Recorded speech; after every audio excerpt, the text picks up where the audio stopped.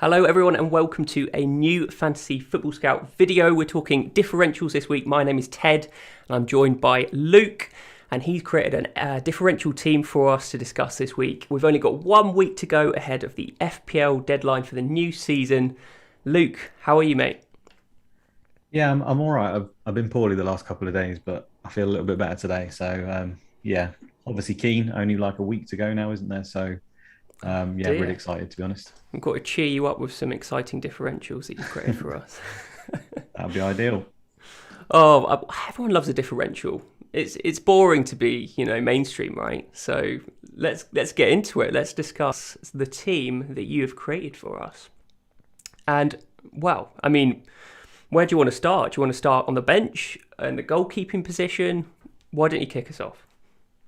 Yeah, I mean, obviously, I just want to say straight off the bat that we don't need to be differential, especially not at the start. You could argue the whole season, but I sort of made this team just to give us some talking points, really, because I think people are at this point they're kind of aware of all the obvious picks, the people whose minutes are more than assured, and I think the beginning of the season has given us a little bit of an opportunity with certain players. Now, the team in front of me, I consider some of those picks obviously quite risky for minutes. I'm sure a lot of the viewers will as well.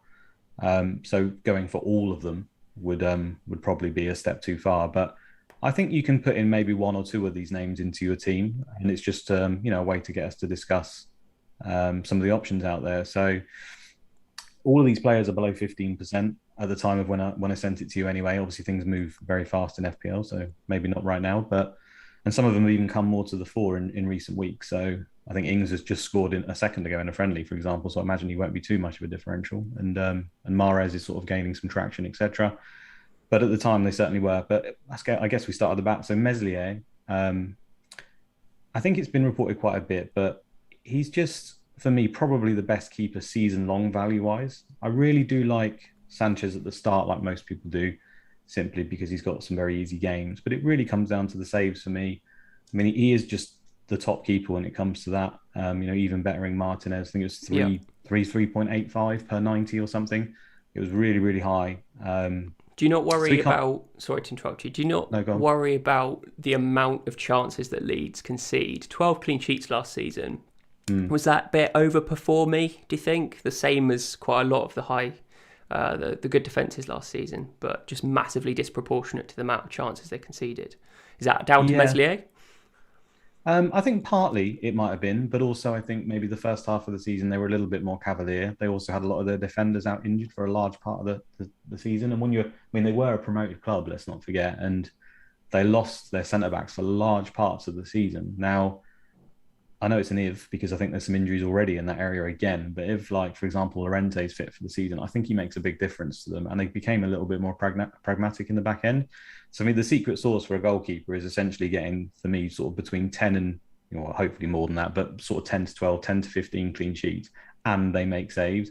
And Meslier, for me, already achieved that in his first season. And I just think Leeds can improve again because they might have obviously, better defensive record with their injuries, and then they've made a couple of signings here or there. Maybe Rodrigo's more established to the league. So Yeah. I think of all the goalkeepers, he's got a chance basically to be more explosive, especially in the ones below him, and possibly match the ones above him. For example, Martinez, I think, is probably more of a candidate to not return as well as he did because, I mean, that was just exceptional, right? I don't doubt he'll be good, but I'm not sure he'll be the same level of performance. Whereas Meslier, I think he could match it, and he could even get better.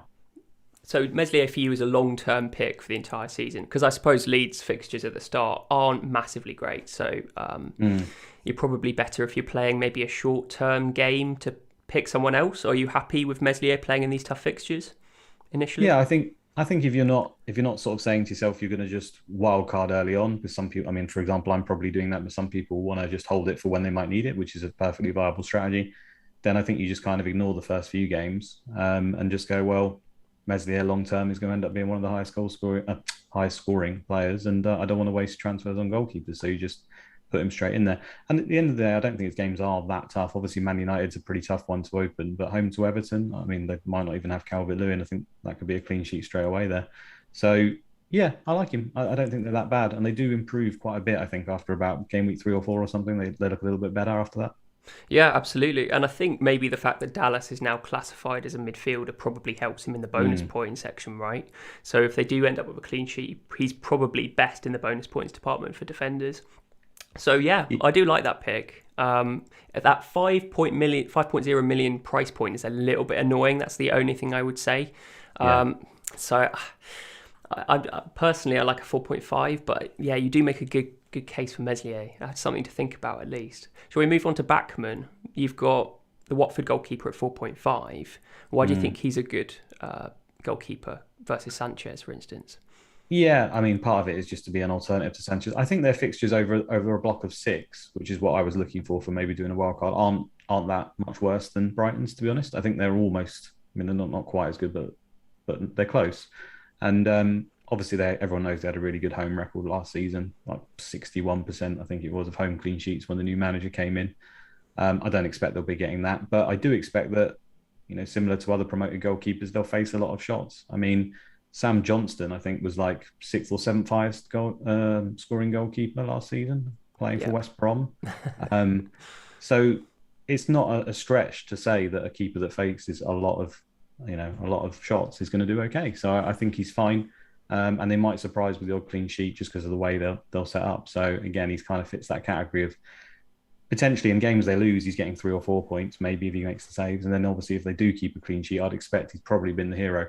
Now, he didn't face that many shots in the championship, so maybe it's a stretch to think he will just suddenly start getting saves. I understand that, but we have to expect that they will be facing some more shots in the Premier League, right? So oh, I that's what I'm completely going for. agree. I think Watford are definitely going to be one of those teams, as any promoted team really, which do face a lot of shots. And the fact that they were good defensively last season maybe gives a little bit of credence to maybe a little bit of solidity in the Premier League. But at the end of the day, we really don't know, right? I mean, they could get blown apart every game, for all we know. Exactly. Mm.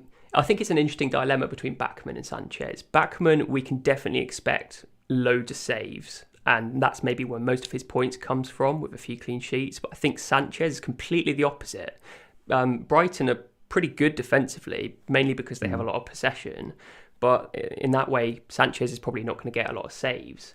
But Mm. I suppose the other way of looking at it is that he's probably the best for bonus points in that team. So he might not get a lot of saves, but he'll probably get bonus points if the attack falter or they underperform, and their defence aren't particularly attacking without Lamptey. So yeah, Sanchez is an interesting one, but I think Backman is just completely the opposite. It just depends on your preference, which one you have to go for. Would you Mm. agree with that, Luke? I would agree, and I come back to Sam Johnson. I think they got 6 clean sheets last season, and he was still like the seventh highest scoring keeper, which is pretty good for a 4.5. I know we get our head turns by Martinez because of what he did, but that when you take that in isolation, that's still a pretty good return for a 4.5 keeper. Only got 6 clean sheets, so saves are useful. And if you think Watford are going to manage somewhere between 6 and 10, I would suggest he'll be in that top sort of 7 or 8 goalkeepers again. Yeah, I probably agree with Okay. that, to be honest. I keep Mm. flitting between one or the other. I have to make my Yeah, mind it's up. tough. Yeah. Right, let's move on to the defence. We've got a very nice group of teams there. Liverpool, Chelsea, Man City, arguably the best defences on paper. But these three are still differentials: Robertson, Chilwell and Cancelo. What's your reasoning for picking those? Yeah, I suppose it's just the fact that they're obviously very, very good defenders in very good defenses. They're obviously very offensive, all three of them. And the reason why a lot of people don't have them, at least in Chilwell and Cancelo's case, is they consider them to be a risk minutes wise. And I partially agree. I do think they are the first choice. I mean, Cancelo, you could argue, is first choice in both spots, maybe, but the fact he can play both is quite appealing. But we come back to this thing of at the beginning of the season, it's not like a season long pick, even though I think both of them probably could be. It's to do with the minutes. Now, Chilwell is more of a risk at the moment for me because I haven't even seen him in pre-season. So I'd be very skeptical about starting with him. However, from game week 7, I think he'll probably be a lock in most people's teams. I mean, I'd even take, let's say he misses one of the games or two of the games with Alonso. I don't think it matters as long as you've got a good bench, because I think he'll do so well in the other games that he plays. I think he's a real threat. Obviously, take some corners as well from the left-hand side. And he's just in a team that can get like 20 clean sheets. I think they got 18 last season. And Tuchel obviously took over sort of partway through the season. So you would hope that could improve. And when you're talking about those sort of defensive numbers, you clean sheet numbers, you've obviously got a real chance to score a bucket load of points. Cancelo the same. I mean, Man City get loads of clean sheets. They got 19 last season. You know, he's playing left back, right back.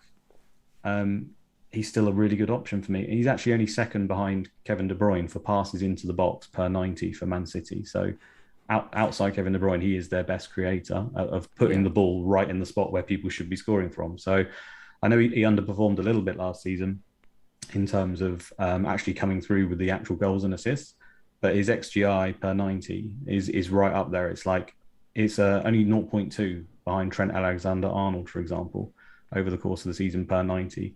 Yep. So he's on 0.29, Trent, and then you've got Cancelo on 0.27, which it just shows you the potential is there as long as we can get the games. He also played something like 21 out of 28 games from game week 13 when he kind of established himself in the team. So he only missed 7 of the remaining fixtures, which people probably think was a little bit more than that. I don't think that's that bad when you consider how well he can score in those games. And then obviously, again, if you've got a little bit of a bench option, plus things could change. I mean, he could just establish himself as the new left back now. I think he is a step above Zinchenko and stuff as well as they played. So it's probably isn't it? It's the versatility that he has that makes him a dependable option. He can play in midfield, he can play left back, play right back, and as you say, he's just major attacking. It's just the minutes. But I guess if he's versatile, then that, as we saw at the end of last season, he was just moving from place to place, and he was getting more minutes than maybe the equivalent Walker, Zinchenko were, for example. So I think I flirted with having him in my team from the start of the season, and it's that 6 million price bracket, which you could swap to Chilwell later on when Chelsea's fixtures get a little bit better, which I think is a really useful price bracket to get to. You mentioned Chilwell there. Has anything been mentioned about Alonso moving away from the club, maybe in tandem with Lukaku's potential move? Have you heard anything about that? Well, I think there was a lot of noise that they were sort of offering as part of the deal and part of other deals. So, suggests to me that he's not their preferred option at that left wing back spot. And I understand people's views are a little bit tainted because the back end of last season, a lot of Alonso's and Zinchenko's, etc., popped up. But I think that's because these teams are just going deep into the Champions League.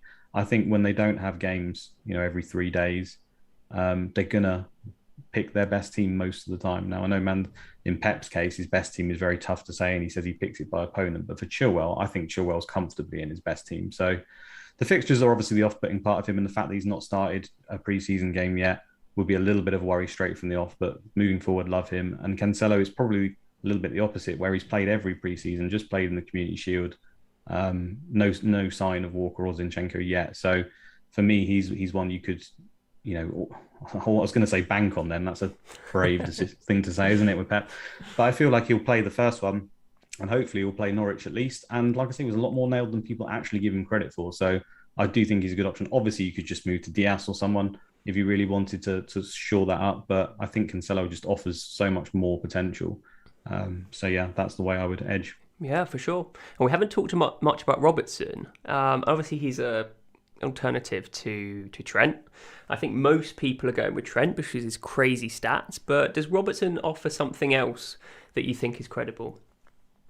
Well, I think he played 38 games last season out of 38, started all 38 games. So I just think it's just so secure. A lot of people will spend time switching midfielders and stuff out, which I think is a good idea. But when you compare him to some of the 7 million midfielders, they are very much switch in, switch out. Whereas you could just put a Robertson in there and be pretty happy that he's going to play the vast majority of games. Again, he takes some corners as well, some free kicks even. He showed that part of his game last season. And he got 0.19 XG per 90, XGI per 90, I should say. So still pretty high. It's still in the top echelon of the defenders. So for me, it comes down to whether Liverpool are going to get some clean sheets or not. And with Van Dijk's return, you'd like to think that would improve from the 12 they got. And the games at the beginning of the season are good enough where it's worth a go. Basically, he's just a differential compared to Trent Alexander-Arnold. So that's why I like him. I think he could do just as well, like he did last season. Everyone had Trent at the beginning of the season. Hardly anyone had Robertson, and Robertson comfortably outperformed him for the first few weeks. Could happen again. Absolutely. I don't think there's too much different in terms of their creative output, Robertson and Trent. It's the shots that Alexander-Arnold has, but they're mainly from free kicks, right? So the differential is, yes, he's going to have a few free kicks go in, but they have to be wonder goals. And he really sort of lacked that last season.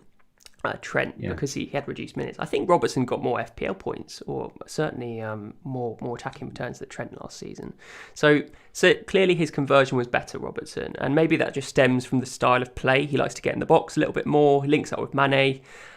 Crosses his crosses into the left hand side.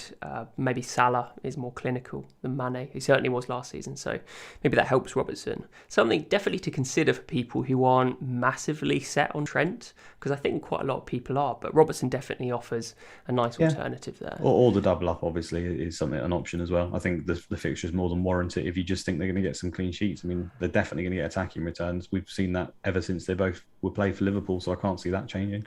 Yeah, I think the double up is a stretch too far for me. I think we need to be concerned about Liverpool's defensive ability still, because Van Dijk still presumably isn't up to speed.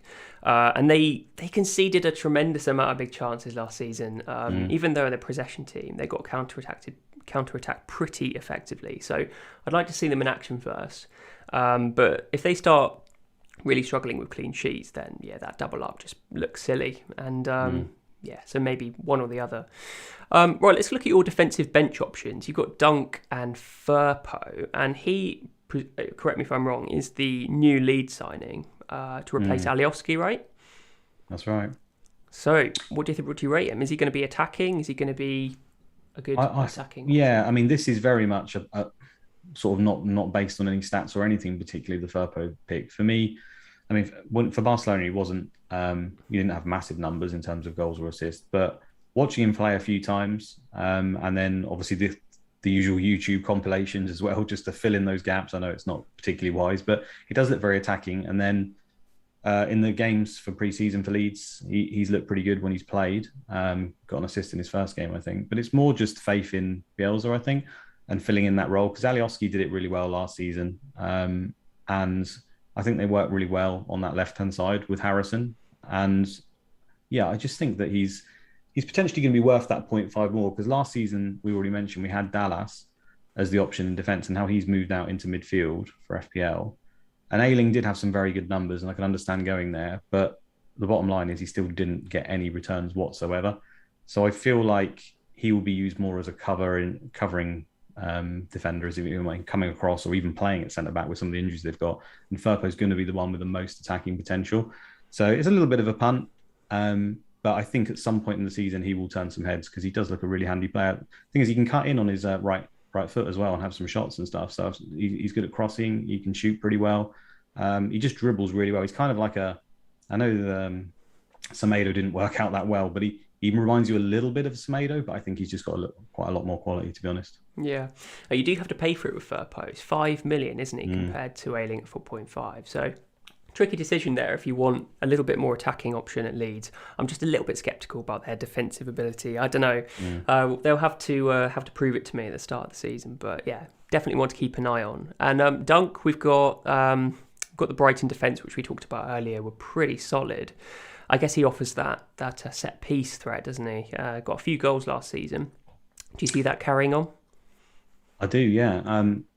It's just because a lot of us have got Brighton players. They've obviously got good games, but for me, Dunk is the best pick from Brighton. He has the most shots, potentially takes the odd free kick. It's just a big threat.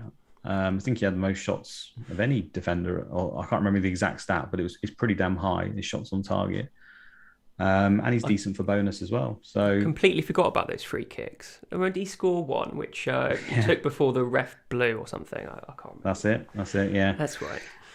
Yeah, I just think he's got the best threat from all of their defenders. And usually when we look at a team and go, right, they've got a really good fixture run, we're going to go for the best asset in that team. So, Liverpool have got really good fixture run. So we're all on Salah, Trent. We go straight for the big boys. We don't try and cover it. But yet when it comes to Brighton, we're trying to cover it all over the place, when Dunk probably is the best pick. So it's just the fact that he's still quite low owned that I like. I mean, I do see the merits of going for the cheaper, because it's Brighton at the end of the day. So going for Veltman, Sanchez, etc. Yeah, I see that. But Dunk probably outscores them. So I think he's probably the better. Might actually be worth that extra 0.5. Yeah, no, it's interesting actually. Do you worry about any of the Brighton injuries, the most recent ones? Obviously, we had Lamptey from a while back, but Dan Burn is out. I've heard. Is there Yeah. anything that sort of suggests that they might struggle a little bit, even with the easy fixtures? I suppose they could, but I just think that's the same for all teams right at the beginning. Like so many teams, we already saw it in the Community Shield.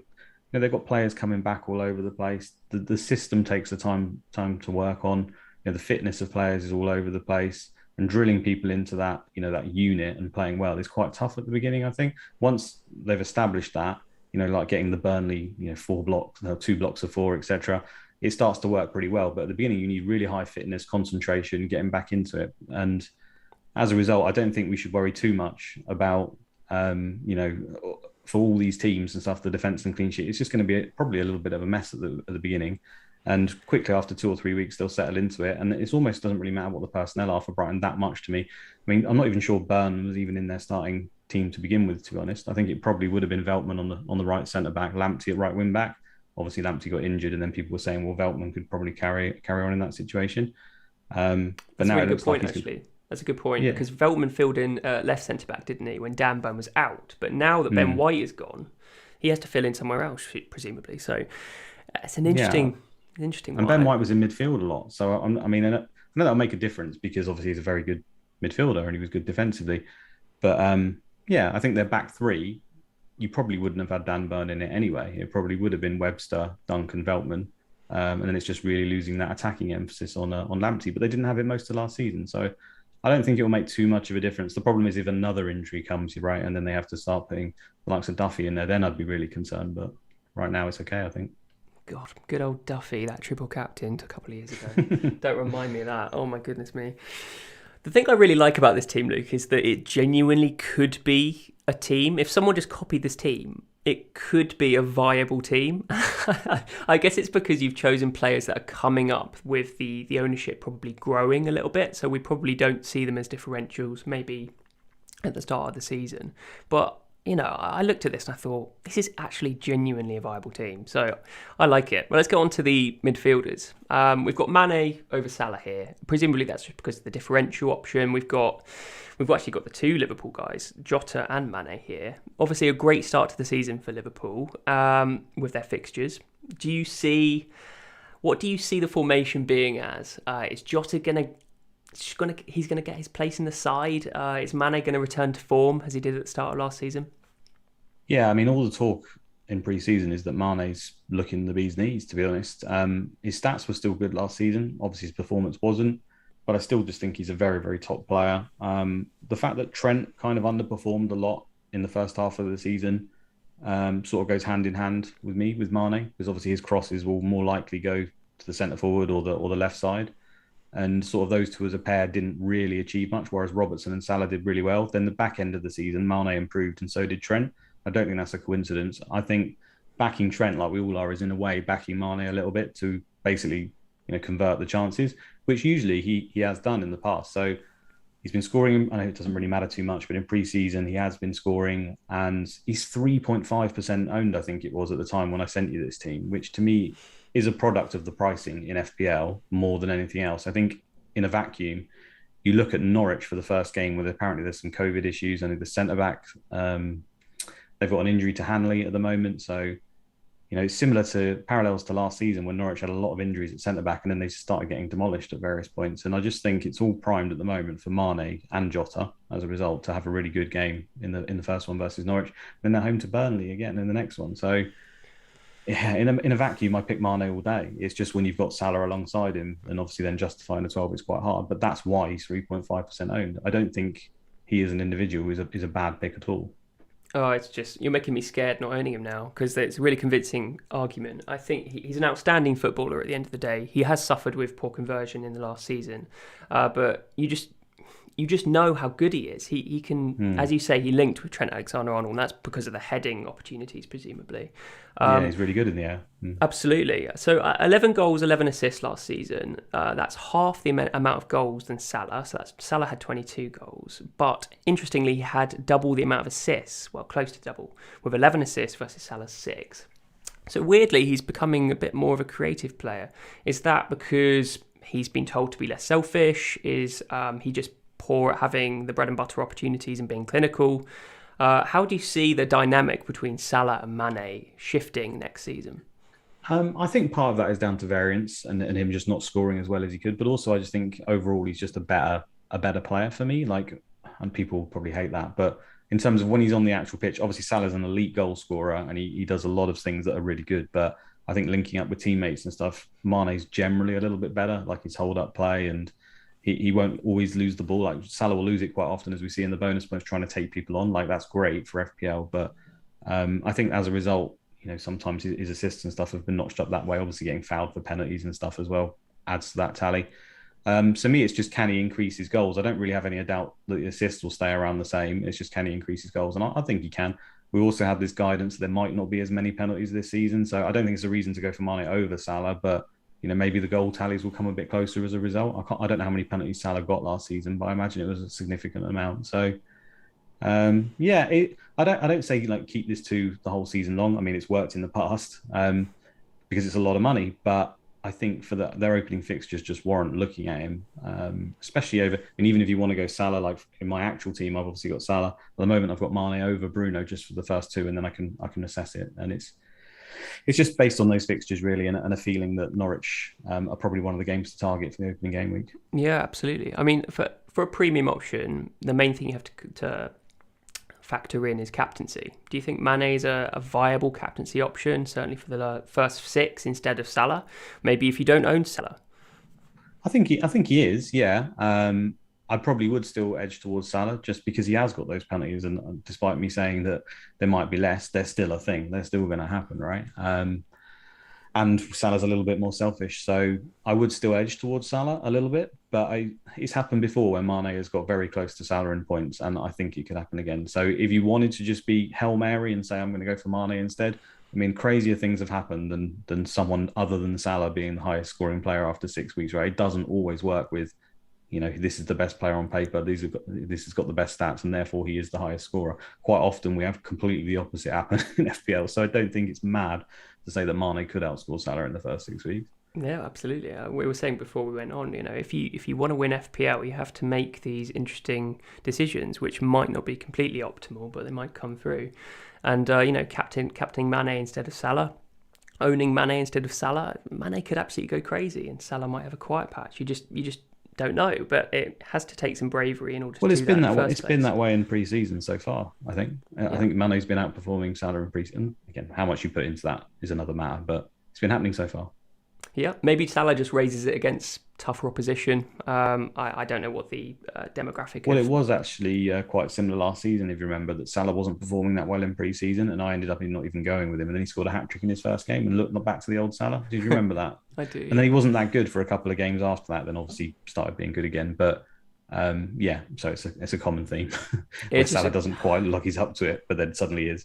It just says, caveat it with just don't pay any attention to pre-season. Yes, Everton, Man United, there's an indication that there might be some consistencies going forward in the Premier League because of the standard of opposition. Everton didn't look very good, but I think that scoreline flattered Man United. But I think in general, pre-season is just a bit misleading, and it's almost just worth completely discounting. I think maybe it's useful for seeing new players that are playing regularly for the 4.0 spots in your team. I think that's useful for pre-season, but just take it with a pinch of salt, as you said.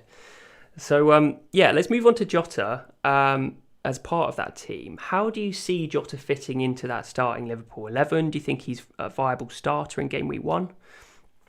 Yeah, I mean, all signs are pointing to it. Just today, like a few minutes ago, they've released their lineup. I think it's Roma they're playing. I could be wrong. And Jota's right there as presumably centre forward, or at least in the front three with Mane, Salah, and Jota. Firmino's not even on the bench now. That's also been a common theme throughout pre-season. So these are the kind of players that have just got huge potential. We all know that Jota, Greenwood, even Mahrez, all on that list there, are players that when they're on the pitch, they can return really, really well. And their price a reflection of the fact that FPL don't think that they're nailed. But so when we've got information to the counter that says that their minutes should be higher, they're essentially 10 million to 12 million players potentially. I mean, I wouldn't say in terms of goal scoring between Jota and Mane, there's that much difference where there should be that much price. but it's obviously a reflection in their minutes. So um, if we think they're going to play, which all signs are pointing towards they are, then you've got potentially a 10 to 12 million player for like 7 million. No one's saying keep them all season. Let's have them for 1 or 2 games and try and get an edge. We can always take them out. We've got wildcard in our back pocket. We've got lots of 4.5 million options that look like they're playing this season from some of the top teams. So you don't need to worry too much if you're falling back on a Ben White or a Veltman or whoever from a team that's pretty good. So yeah, there we go. I think if you want to play attacking FPL, as I think you do, these are the options that are going to set you apart. If you feel that they're going to get a run of games, this is where the skill comes in. If you can pick one of these players and correctly predict that they're going to get a run of games, as you said, these guys per 90, per appearance, they are some of the best that you can pick. And if they start performing in that short run of games, and then you switch them out for another player, then that's something that's going to really project you up the ranks. And it's going to be exciting to play because you can either fail, you can either really succeed. It's something to excite you, rather than playing, let's be patient, let's stick with Bruno Fernandes and all that sort of stuff. So I don't think there's a better feeling in the game than to bring in a player that's quite lowly owned and he goes on a really good run for sort of 5 or 6 weeks and you predicted it quite well and they got a lot of points and you're just like, wow, that was, that's why we play the game, right? It's called an FPL manager. Essentially, you are trying to manage your team, and I see all these dead teams essentially on Twitter and on the site, etc. And I think they're great, but I just wonder where the management comes in. I know there is always other factors. I get that, but I kind of want to try and be the person who influences my team a little bit rather than just sort of sits back and lets it come to me. And yeah, you can easily get that wrong and have really poor seasons as a result of trying to overmanage. But I feel like the ones that do get it right are the ones that will be right at that very top echelon. Yeah, 100%. Well, it's interesting for me, Jota, because certainly at the start of the season, it seems like, certainly pre-season, it looks like he's going to start. But it just makes me wonder about Firmino because I think he's just back in training. How long do you think a player needs in pre-season to be a viable candidate to start the season? Is he going to start next week and ruffle everyone's feathers that have brought Jota in? Well, I suppose he could, is the bottom line, and that's why these players remain differentials. People aren't sure they're going to play, but I think to answer it, it's just going to be on an individual basis. I think not only does it come down to the individual, how they've been looking after themselves in the weeks they've been off. I think Firmino went to Copa America or Olympics or something. I can't remember which one it was now, but he's obviously been playing a lot of football. Has he been looking after himself in the weeks after? Some people may have been doing that better than others. I mean, literally, it is pretty much their only holiday for the entire time. So you can't really begrudge the footballers, having a few beers and a few burgers while they're off because they don't get the opportunity all year. So you just never know how they've looked after themselves. And then obviously the managers as well. I think some managers are more keen just to throw their best players in as soon as they can, whereas others aren't. I think, for example, Lampard played Havertz last season when he clearly wasn't right. He'd only just come to the league. Even COVID was involved and he was still just stuck by him and played him. Whereas I think other managers may have, kept him back and protected him a little bit. So we can only judge it off of pre-season in terms of the minutes. Like you say, that is the most important thing to take for me is minutes. And at the moment, Firmino has 0 and Jota has a whole lot. So keep it simple. Yeah. Keep it simple. Yeah. Part of me, another aspect to think about is that I've read a number of articles that suggest that if Jota wants to get regular minutes in that Liverpool team, he's going to have to take over the Firmino role. But for me, he's a little bit too selfish. 0 assists last season, 9 goals. Is he too selfish to continually take over that Firmino role and knit everyone together like Firmino does so beautifully with Mane and Salah? What do you think? Yeah. Is there a future for that front three?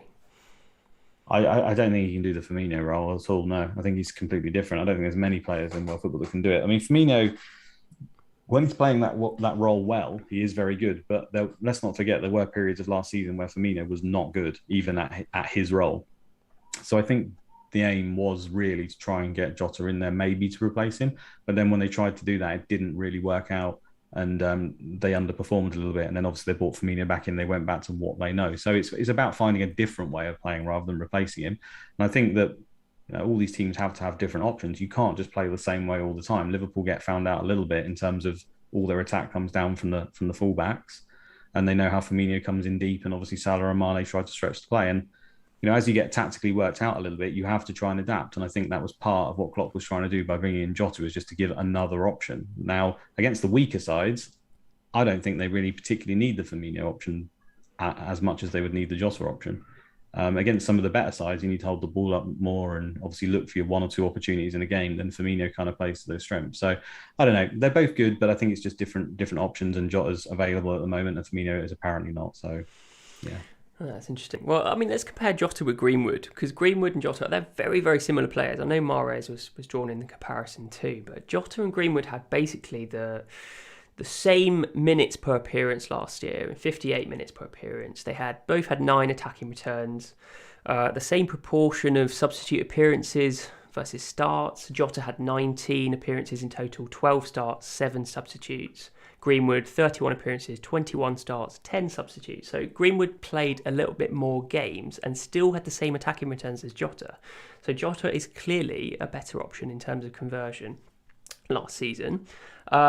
What do you think about Greenwood? Is he going to get more of a... I mean, 31 appearances last season, that's quite a lot. I mean, that's only 7 games that he wasn't involved in. Is he going to start getting more starting appearances, especially with Sancho coming in? We've got Sancho, Cavani. Is he going to get a spot on the right-hand side, or is Sancho going to play there when Rashford comes back? Well, this is it. You said it there. Rashford's out at the moment. Rashford is out at the moment. So I think that really just helps his appeal overall. Sancho's only just come back to pre-season training.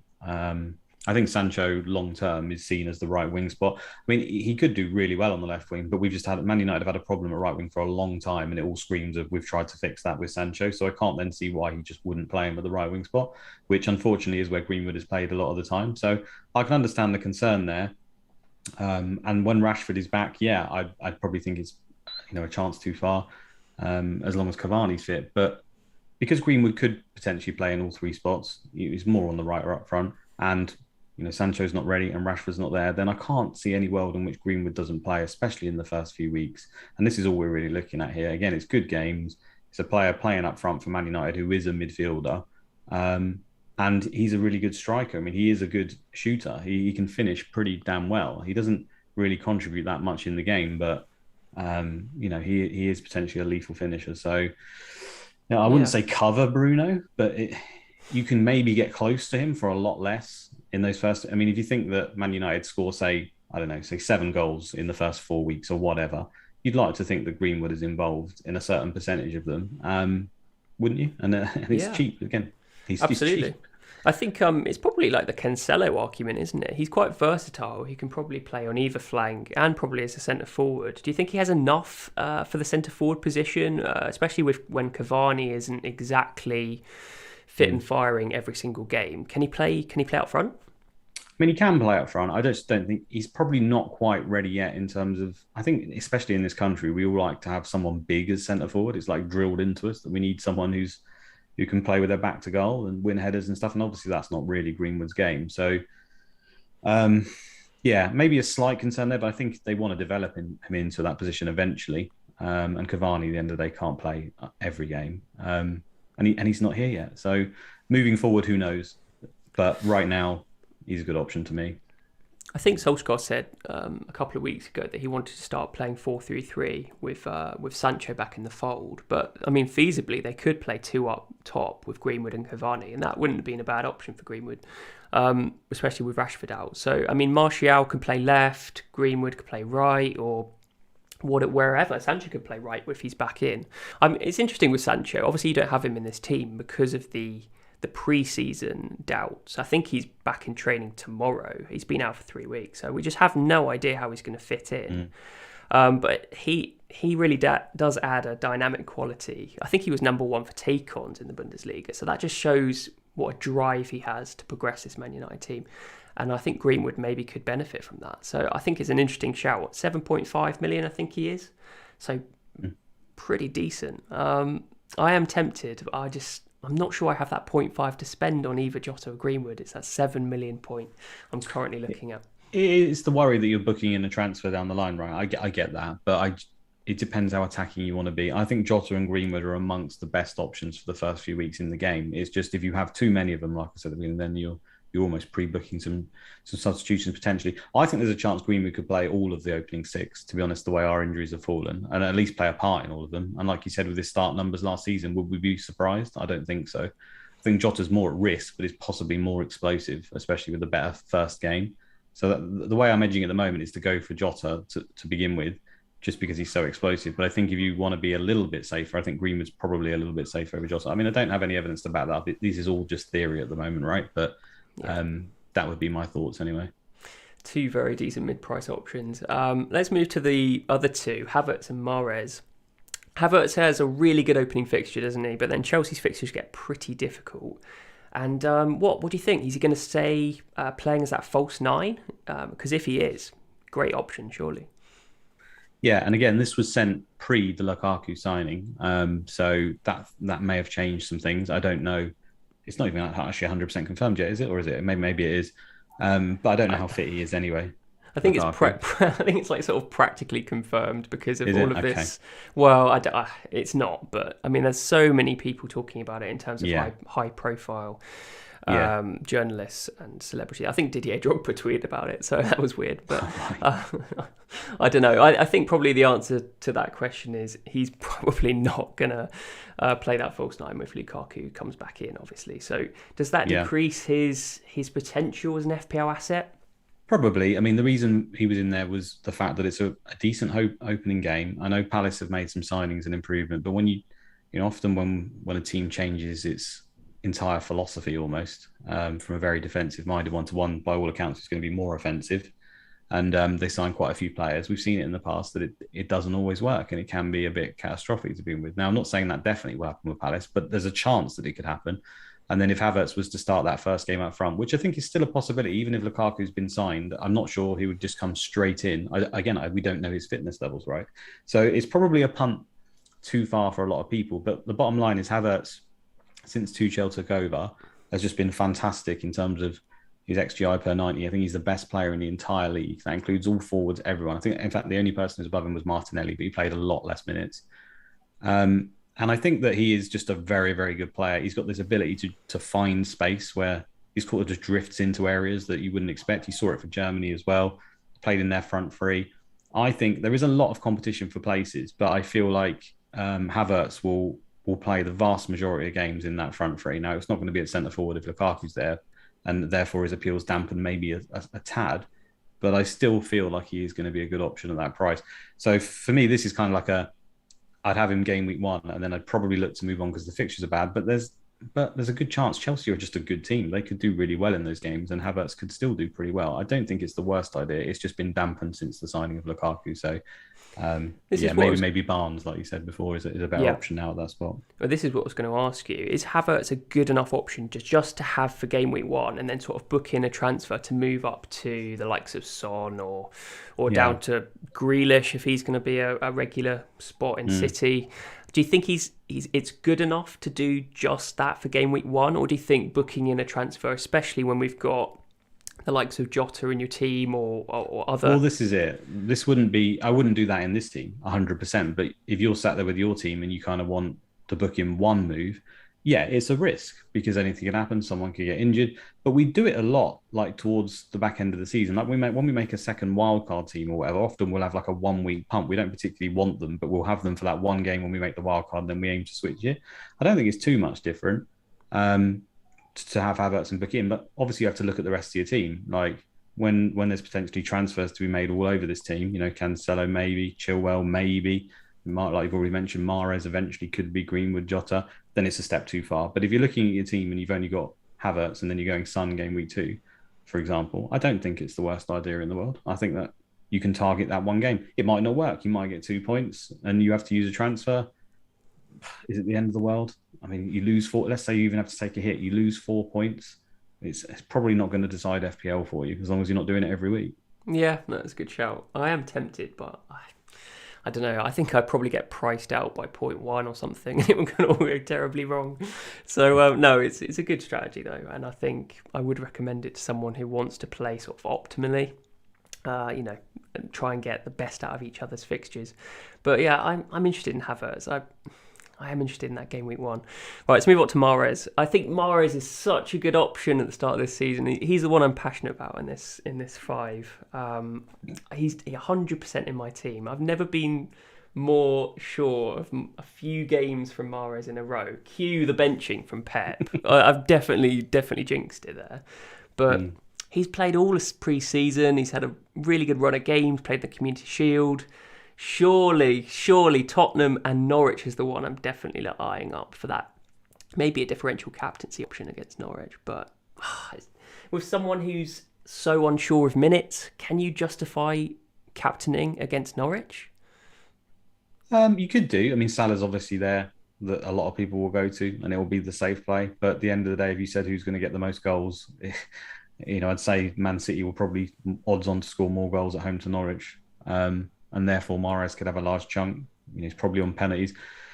I think it's more than that with Mahrez. What you said there, I think it's towards the back end of last season. It felt like Mahrez established himself as the main player in that right sort of wing spot, which is hard to do in a Pep team. But it felt like he was his mate in their best team. Whenever they played in the Champions League or whatever, there he was right in the team. Whenever they wanted to put out what you would think of their best team, there he was.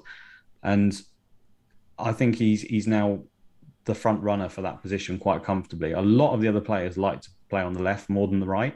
Yeah. So, yeah. Who are his? Sorry to interrupt you. Who are the main competitors? We've got Bernardo Silva, who's probably not first choice after Mahrez, but he could easily play in the midfield 3. It seems like De Bruyne might be struggling to get back for the start of the season. That creates an additional midfield spot for Bernardo Silva, so that probably removes an additional element of doubt for Mahrez rotation. Who else is there? Who plays on the right?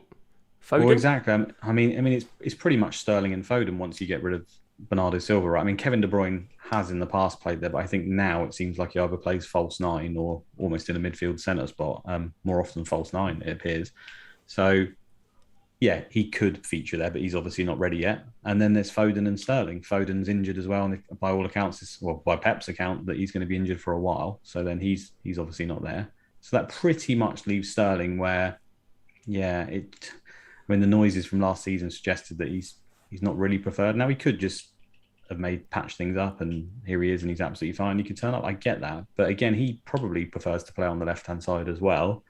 And it's about finding goal scorers in their team now, right? Because I mean, there's a lot of their players are really nice on the eye and are really good, but I think Gundogan was like the top goal scorer last season, wasn't he? And they really don't have a person who gets goals in their front 3 anymore, particularly. And Mahrez is probably one of the better goal scorers, I think, amongst them. He will actually cut in and shoot on his left foot, whereas a lot of the other guys just like to set up the rest of the players. Sterling's also in that mould as well, of course. So I think one of Mahrez or Sterling is quite important to them to have in their team. And at the moment, Mahrez just looks far ahead of Sterling for that spot, at least to me. I think it's really important to have that element with Mahrez, that he basically is so selfish that he just wants to shoot the whole time. It basically means there's a less of a bearing on the team, on the lineup, to influence his FPL points. If De Bruyne is not in there, it doesn't matter. You get the ball to Mahrez, he's going to shoot. There's no assist potential really. He's more of a goal scorer, so I just think he's an excellent option. He's 100% in my team, but I think him and Gundogan are probably the two standouts, I would say, in terms of actually getting the goals. Because even in the Community Shield, we saw that Gundogan had he didn't look quite fit to me, Gundogan, but he had quite a few opportunities where he broke late into the box, and that's a common theme for these top teams is they go down the wing. They create the space out wide, and then essentially they cut the ball back into an area where it's quite easy for, in theory, a good XG chance, right? That a player running onto it around the penalty spot or just outside, and they can place the ball in. It's the way they try to manufacture their chances. So usually Gundogan's the man who's on the end of that. So I think him and Mahrez with cutting in and shooting are probably their two best avenues to scoring a goal at the moment, because Sterling's not particularly doesn't seem to be on the pitch, and there's not really many other players doing that. I mean, Jack Grealish, he can score some goals, but he's not really a goal scorer, is he? I think his introduction to the team as well will hopefully help Mahrez even more. I feel like he'll draw players to him and then be able to ping it out wide to Mahrez, who should have some space. It didn't really work in the Community Shield, I get that, but it's just one game. I don't think we can take too much from that. No, I agree. I think the dynamic in that Man City team will be really interesting to watch, and I think Mahrez would benefit from it. Just from someone you haven't put in here, Ferran Torres. for Man City. It looks like they're not going to sign a striker. I know they were eyeing up Kane, but could he take that striker spot ahead of Gabriel Jesus? Is he one to look at 7 million? I think so. I think at the beginning as well, because again, Jesus, because of his commitments in international tournament, is not there to be seen. So I think Torres is probably the front runner. I would have said if De Bruyne's back, I still feel like De Bruyne will probably end up playing false nine again quite a lot, but he's injured as well. So at the moment, it's all pointing towards Torres playing. He was pretty woeful in that Community Shield game. That would be a concern, but I'm not even sure who else they could put up there. I mean, I know they can just false nine anyone. They could do Gundogan or Sterling or whatever. Maybe that's the case. But at the moment, Torres still looks like the front runner. I'd just be slightly concerned by his performance. But again, it's just one game, and he's shown that he can score a lot of goals. I mean, if he's in the starting lineup at home to Norwich, you feel pretty warm and cozy about having him in your team, right? So, I think it's all right. That would be a great differential to have against Norwich up front for Man City. 7 million midfielder. But I think, I don't know. It's just difficult to predict at the end of the day. I think if we've got enough justification to predict someone's going to play 3 or 4 games in a row, like I think Mahrez probably will, then it just seems like a dream come true. But at the end of the day, we just can't predict Pep. We just have to go through what's most logical in our own heads. Right, so let's move on to the last midfielder spot. Oh, you've got Pepe in here. I just realised we've got 6 midfielders here, which is outrageous and against the rules of the game. No wonder. Yeah, we can't pick that team. I think we started off as a 4-3-3 and I changed it. So, It doesn't matter. It doesn't matter. I think this whole team comes to 106 million anyway. So it's you could probably get it in if you bench foddered all of the bench. But let's talk about Pepe anyway. Arsenal's fixtures, they're a bit mixed to start the season. Why do you value Pepe's involvement? I just think he's a bit of a wild card entry. Obviously, the back end of last season, he did incredibly well for like the last 4 games. He looked like he was a better player. Now, that might just be a very small window and he returns to not being that good. But I think Willian's now out of the picture for Arsenal. I think their squad's trimmed down a little bit in general. I think there's still maybe some exits to be had for some of their players, like maybe Lacazette, for example, people are still talking about. Saka went to the international tournament again, so we've not seen him yet, I don't think. So I think he's a good option because he is explosive. I don't think that can be denied. He's, again, one of these players who just likes to shoot a goal. There's not really that many of them, which is a strange thing to say for a football game, but that in a lot of these top teams, there's not a lot of players who are happy to take that shot. And, even if it's a terrible one, sort of bear that brunt of the manager's stare for wasting possession. But he is certainly one of them. And I don't particularly like I think it's game week 2 and 3. I think it's City and Chelsea or something they play. I can't remember now. It's certainly 2 tough games. In game week 1, I mean, opening day against Brentford, could he score or do well? I think he could quite easily. And then in game week 4 again, it's this whole Norwich thing, which seems to be a theme for me. But they're home to Norwich, and then they go on a very nice run after that, actually. So home to Norwich, away to Burnley. I think it's home to Spurs, maybe, which is obviously a derby. So I kind of like that. So I maybe wouldn't start with Pepe. I would probably just have a look at him in the first few games. But if he does okay, especially in those tougher games, and he's in the starting lineup, which I expect he will be, then home to Norwich again looks a good time to bring him in. Because again, he's just really cheap. He's a midfielder who can score some goals. And that's, I think, getting these midfielders who are essentially like in the front 3, pretty much forwards or strikers, can make a difference. If they have a 10 to 15 goal season, you're absolutely laughing. And all these guys, I think it's only minutes that really prevents them from getting that. What do you think about Saka's positioning when he comes back? Because obviously he played right wing for England, and Pepe typically plays on the right as well. What do you think? How is he going to affect Pepe's positioning? Is Saka going to play somewhere else? Is Pepe going to play somewhere else? Because clearly their front 3, Aubameyang, Lacazette, and then either Saka or Pepe. And then we've got Odegaard just behind, presumably. How do they accommodate Pepe? Is Odegaard still there? I thought he'd gone. He might have done. I might be behind the times there, but yeah, I think he's gone. He was on loan. I think he's gone anyway. I could be wrong. I suppose the England thing is almost irrelevant to me. Where he played for England is to do with what Gareth Southgate wanted to do. He can play anywhere, as we've seen before, even left back. And Arteta likes to change things up. That is obviously the slight worry with the likes of Pepe, etc. And even Saka, who I'd argue is like probably their best player, certainly for the future, doesn't always play. So. I think it's just going to be horses for courses. He's going to mix and match it. I think a lot comes down to Lacazette and Aubameyang. At the end of the day, if he goes for one of them up front, which I still think is probably the better choice, personally, to have just Aubameyang straight up top or Lacazette, and then obviously have the front three as Smith Rowe as number 10, Pepe on the right, Saka on the left, or whatever, interchanging. I think all of their players are quite flexible in that way.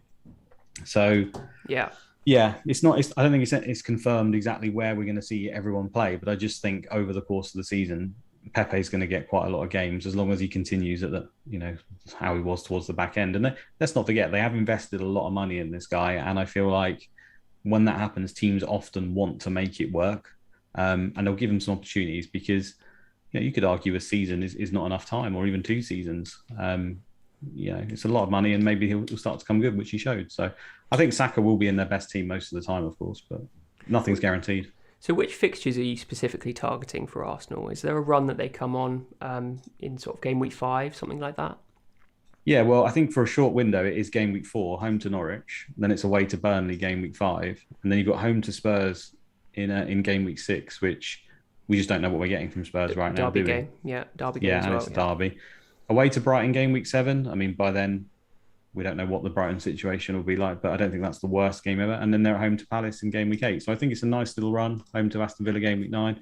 I think that's a decent run. I know later in the season there's probably better ones, but yeah, I like that run. And I'll probably want a piece of Arsenal, whether that will be just Ben White and be boring, or whether that will be Pepe, or maybe Saka's back by then and looking good. But I feel like an Arsenal option will be good because they are one of the better teams, really, offensively in terms of their numbers and defensively. I know it doesn't always come to fruition. They're almost like a little bit like Brighton in that regard, but there is potential there, I think. It's interesting. I think it's a bit stretched too far for me to get an attacking Arsenal asset. I think Saka's probably the one for me. But I think, from what you said, Pepe could be explosive. As you said, like Arsenal just typically underperform as Chelsea did and as Brighton did last season. So if Arsenal start strong, then definitely something I could consider. But yeah, maybe a stretch too far to me. That's definitely a Luke pick though, for sure. Right, let's finish off by talking about the forwards. We've got Ings and Iheanacho here. I really love the Ings pick. He's the other player in my team, and this move is quite exciting for me. I think he's going to play most games, barring injury, of course, because he is injury prone. But there's not really many players in the game that have the conversion stats that he does, and that they're both just for big chances and for small chances. He's really good at finishing those difficult efforts, and he's done it consistently for the last 2 or 3 seasons. So what do you think of Danny Ings? Is he going to fit right into that Villa side without Grealish? Is Buendia going to step up and start feeding those balls? I think this is one of the picks that I probably don't have to do any work really justifying, do I? I mean, he pretty much summed it up there. Everyone knows he's a lethal finisher. He's great when he's on the pitch. Yes, injuries hamper him, but he's fit at the moment. And the first 3 games are ridiculously good. The only slight doubt that everyone has is, where does he fit in? Well, I'm prepared to take the chance and see with him in my team for the first 3 weeks. And if it doesn't work, then I'll remove him because they've got bad fixtures. I don't really like going the other way around and going, I'm going to wait and see on Villa whilst they have really good games. And then, he does look good. Maybe I need to get him for the worst run. I don't like that way around the thinking. I prefer it the other way around. Let's get ahead of the crowd. Now, to be honest, I think the crowd are coming around to him, and he even just scored again in the friendly. So that's bad news for me. And I just looked at his percentage now. It's 13.8%. So he's creeping up to that 15% or under, which we wanted for this differentials. At the time, he was a lot less than that. So I think he'll factor in a lot of people's main teams, to be honest. He's in mine. It sounds like he's in yours. And I think a lot of other people are coming around to it as well. It could be they play with a 2 up front, which they did today. But I don't really care at the end of the day how Villa line up, as long as Ings is in the starting lineup. And at the moment, I think he is. Yeah, I completely agree. And I think you probably don't even need to schedule in a transfer out if he does well in the first 3 fixtures. No, I think you can hold. Yeah, I think you can hold. I think he could just be a long term. I mean, again, until he gets injured, he could pretty much be just a player you just leave in there because he's so lethal.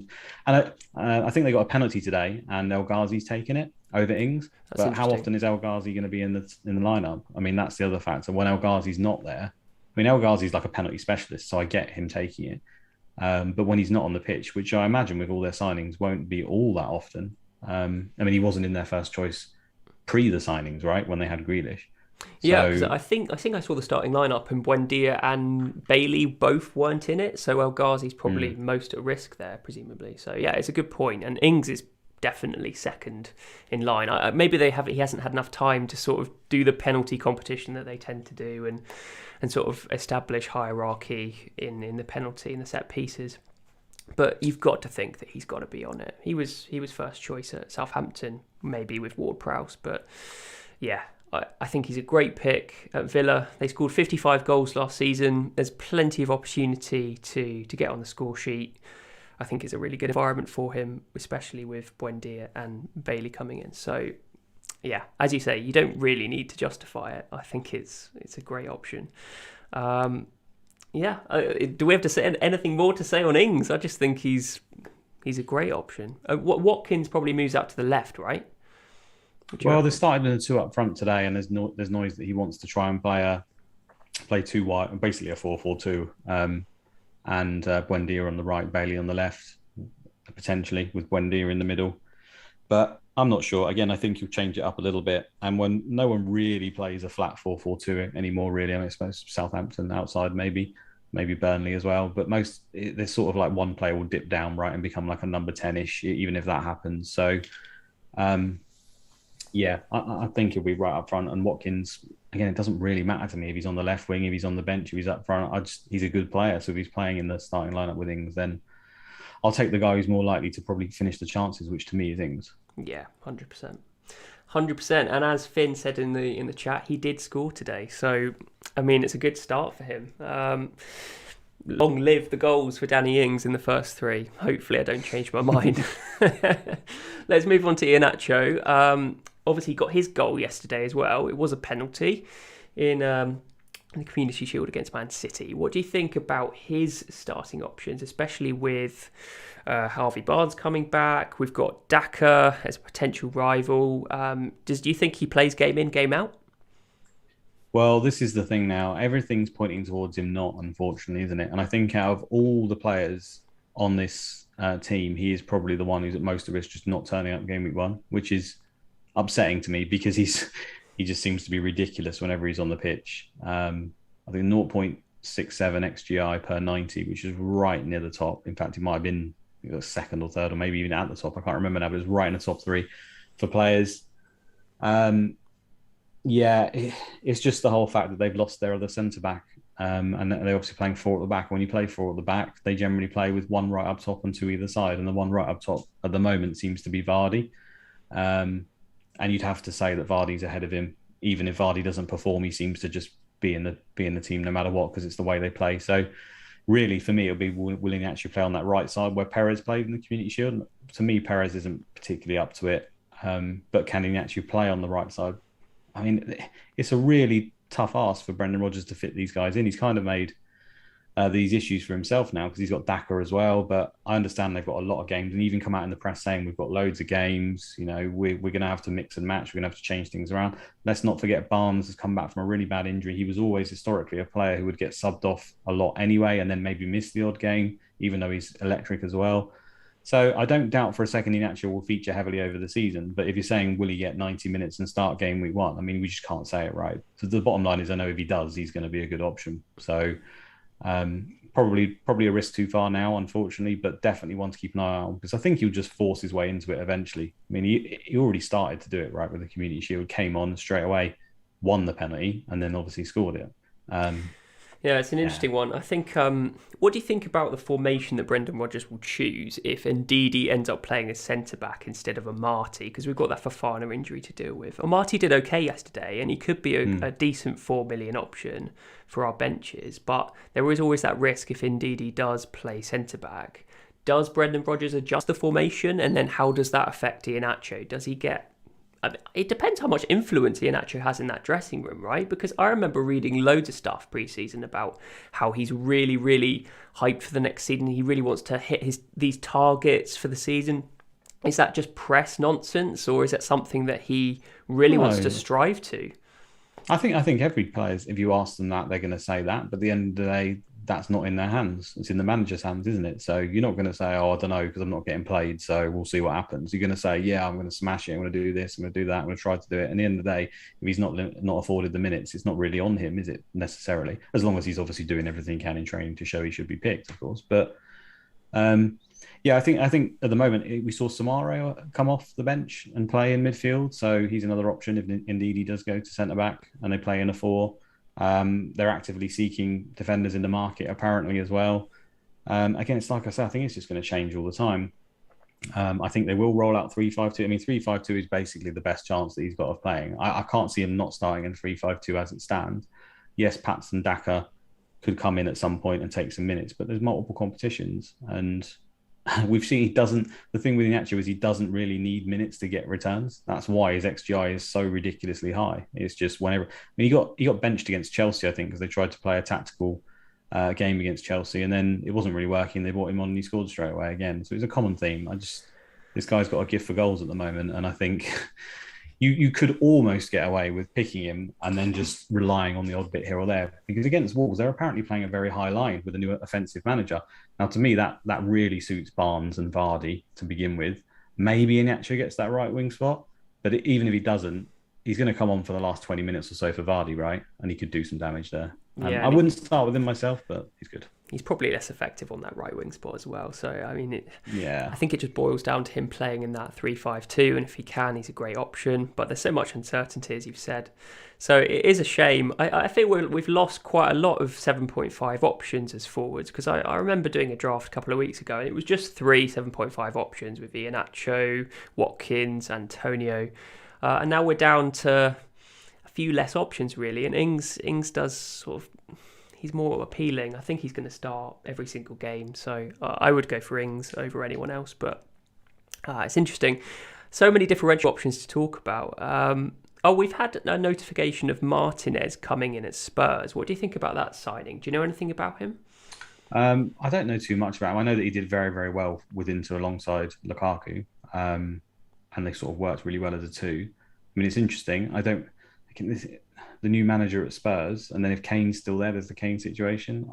We just don't know, do we? How the hell are they going to line up in that one? I mean, yeah, we just don't know. I can't really say anything more than that because new manager, do you know what I mean? New player, another player might be leaving. Just not enough information to make a decision. As a player, he looks like a very handy player, but South Americans sometimes in the past when they've come to our league have struggled. But I don't think you can just blanket label, therefore he's going to struggle. I mean, you have to judge it on its individual merits. So he could just be absolutely fine. Yeah, I think a lot of people are saying, how does that affect Son's potential performance? But yeah. I mean, does it really matter if they're playing with a striker? It could be Harry Kane, it could be Martinez. Irrelevant. Son's going to play in that position and still be equally as effective. There's not a guarantee that he's just going to be amazing at centre forward, that even though he has played there without Harry Kane.